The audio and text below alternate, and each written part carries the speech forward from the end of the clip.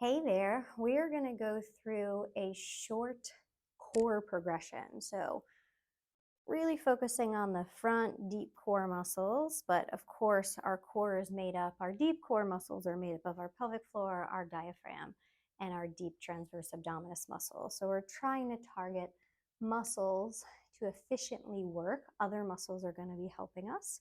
But when it comes to core efficiency, we want to make sure when we're contracting, and we're accepting additional load onto our body, so it's going to progress as we go, that we're trying our best to maintain this sense of drawing inward in the abdominals, right? So if you have your belly button and you come a little bit below it, you want to try to think about that area drawing inward towards my back and maintaining that as additional load comes up. What happens is when load gets increased, so when an exercise gets harder, we can tend to kind of poof our muscles out. And what that does is it puts a lot of pressure downward into our pelvic floor, sometimes can lead to episodes of leaking or incontinence. It's really just not the most efficient way of stabilizing our spine. So you're going to try to maintain, again, we've done this a million times. You breathe in, you let that rib cage move, you let that belly fill. The chest can rise a little bit, but we're really trying to fill all around when we inhale so that diaphragm can drop down and contract. And then we exhale, those lower abdominal area is what's drawing very lightly in and upward to create that stability. Okay, so you're going to start on your back. Okay. I always take a second to feel your bones down into the floor and see if you can just, roll your head side to side, let that body settle.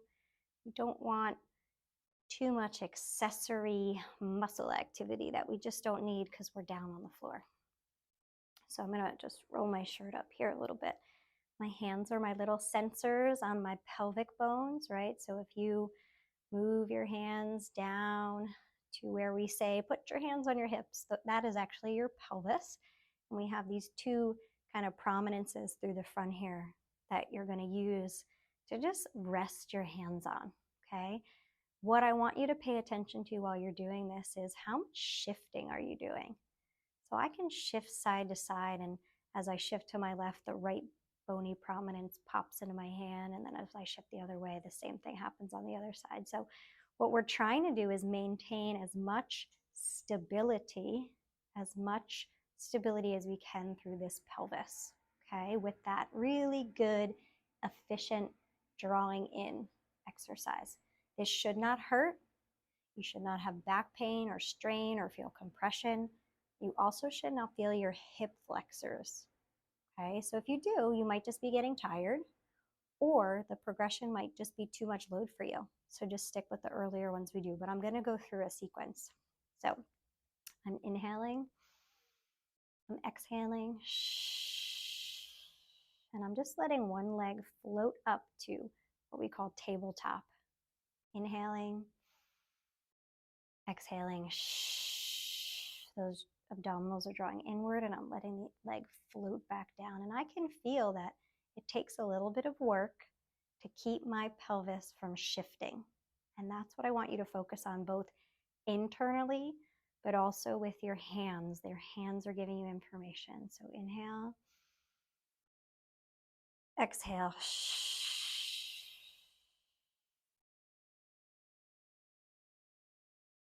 Inhale, exhale.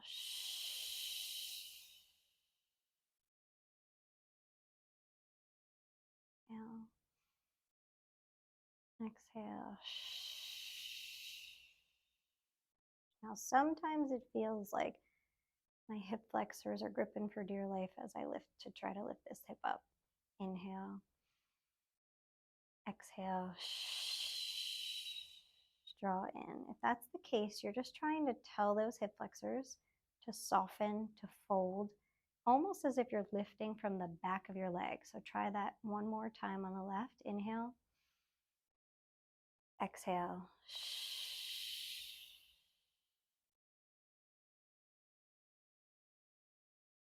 Okay, we're going to leave that leg up. We're going to bring the other leg up to meet it. Okay, so you want to make sure you're in neutral spine, so I'm not crazy arched, like lots of space, but I'm also not, oh my gosh, like so tucked where like there's no space and I'm just like straining through these abdominals. It's kind of a restful position. Okay, and one of the things that makes it restful is you don't want to have your legs so your knees are in front of your hips. You want to have them either right above your hips or even a little bit in front of your hips, right? So this can just melt down into the joint, right? You're imagining this femur, which is this bone, just melting down into the joint. I like to straighten my knees a little bit so they're not here to take some load off as well. Okay, so this in and of itself is actually an exercise, just holding this. But we're going to add to it. So you're going to inhale, exhale, you're going to dip your little toe down, inhale to come back up. Exhale, inhale to come back up. Exhale, draw in. Inhale to come back up. Exhale to draw in. Inhale to come back up. Perfect. Now we're going to progress it a little bit more. If you need a break, come on down. Give yourself a moment. Well, then whenever you're ready, we're going to try another progression here. So it all starts the same. Play with your leg position. Again, we're trying to take strain off the hip flexors and the low back by using our deep abdominal support. So I'm here, I'm going to inhale, exhale, and the opposite arm and leg is going to go a little bit away. Inhale to come back. Exhale to go down. Inhale to come back. One more time each side. Exhale. I'm using my deep abdominals. That's what's working to keep everything nice and stable and slow and controlled. Inhale. Exhale.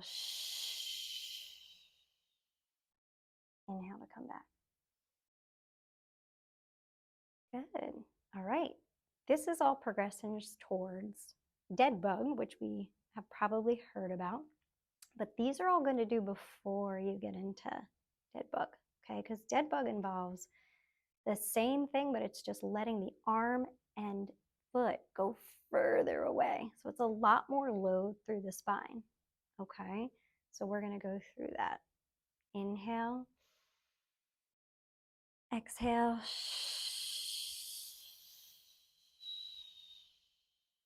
Inhale.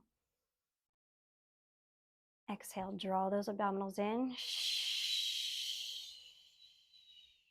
Inhale. Now you can also do it with the breath opposite. It depends on the person. So you can also try it where you're inhaling to go out, exhaling to come back in. Inhaling to go out, exhaling to come back in. The key is you only want to go far enough that you're maintaining stable pelvis and low back. So I can do this and like arch my back, right? But everything is just disengaged here and I feel a lot of strain in my low back. So I'm only going to go as far as I can go to feel like I'm working and as best I can maintaining that drawing in down, not poofed out, but down and in, and then inhale, come back. Good. And then you can just kind of hug your legs because you will feel your fronts of the legs, they might work a little bit. Again, we're not trying to feel like, oh, we're straining through there and it's so much in here. If you feel like that, this isn't the best exercise for you or sequence. If you have any hip flexor irritation, which is like fronts of the hips kind of tendons, probably not the best sequence for you right now. All right, and then one more progression. This is a very light looped band. And I'm going to put on my feet here. And I'm just going to leave my arms up and my hips are going to be either exactly at 90 degrees or a little bit knees towards my chest, okay? Not not this way. Okay? So you're going to inhale, exhale. Now one leg is staying, so there's some resistance, and then one leg is pushing out, and then you're coming back in. This is working on your psoas, hip flexor strength, in addition to your deep core strength. They're both important. Inhale, exhale. Inhale, exhale. So it's like I'm pulling up on one, pressing out on the other. Inhale. Those abs are drawing in. Inhale. One more each side. Inhale. Last one. Exhale.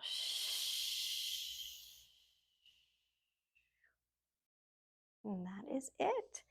After this sequence, it is a good idea to lengthen out those hip flexors. So one knee down, toes up in the back, and you're just lengthening through the front of that thigh to open those muscles up since we were just shortening them. That is it.